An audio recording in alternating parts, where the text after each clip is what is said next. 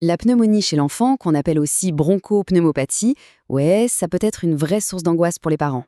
Aujourd'hui, on va décortiquer ensemble tout le parcours de cette maladie, des tout premiers signes jusqu'au traitement, pour mieux comprendre et mieux y faire face. Alors voilà le programme. On va commencer par définir ce qu'est cette infection, ensuite on verra comment les symptômes apparaissent, souvent très vite, puis comment les médecins posent un diagnostic certain. On s'arrêtera sur les signaux d'alarme à ne surtout pas manquer, et on terminera bien sûr sur la voie de la guérison et les traitements qui existent. Bon, pour commencer, mettons les choses au clair.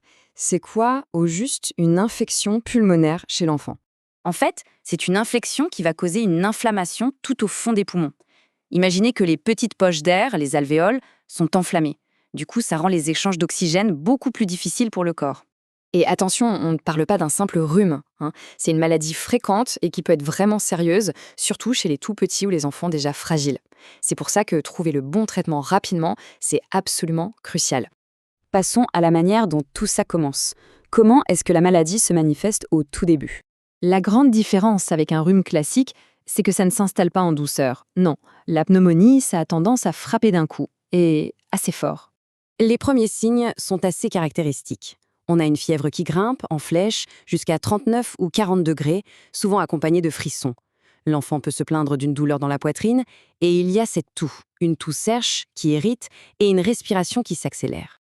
Bon, avec ces symptômes, on a une piste sérieuse. Mais comment les médecins font pour être absolument sûrs de ce qui se passe à l'intérieur? C'est un peu un travail de détective en plusieurs étapes. D'abord, il y a l'examen clinique, où le médecin écoute les poumons. Ensuite, une prise de sang peut confirmer qu'il y a bien une infection. Mais la preuve quasi irréfutable, c'est l'imagerie.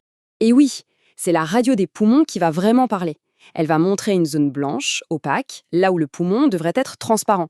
C'est le signe visuel que le tissu pulmonaire est bien inflammé. Et voilà, l'image est très claire. On voit parfaitement cette zone blanche, bien dense, dans la partie basse du poumon droit. C'est la signature typique de la pneumonie sur une radio. On arrive à un point absolument capital. Savoir reconnaître quand la situation bascule et devient une urgence. Quels sont ces fameux drapeaux rouges? Il y a des signes qui ne doivent jamais être pris à la légère.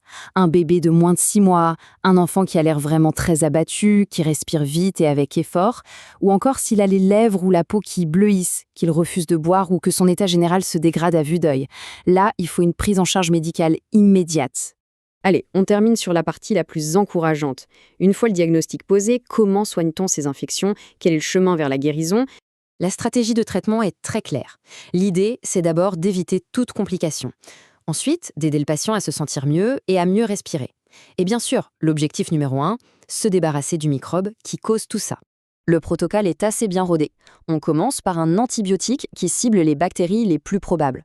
En parallèle, on s'assure que l'enfant est bien hydraté, on gère la fièvre, on donne de l'oxygène si besoin.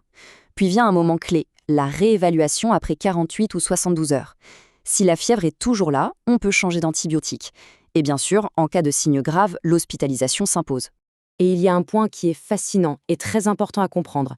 L'amélioration clinique est souvent très rapide. La fièvre peut disparaître en 48 heures, l'enfant va beaucoup mieux.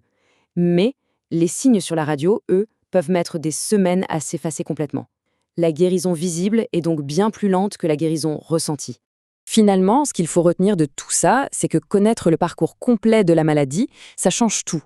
Ça permet de transformer la peur et l'incertitude en une vigilance éclairée, et c'est ça qui permet d'agir de la manière la plus juste et la plus sereine possible.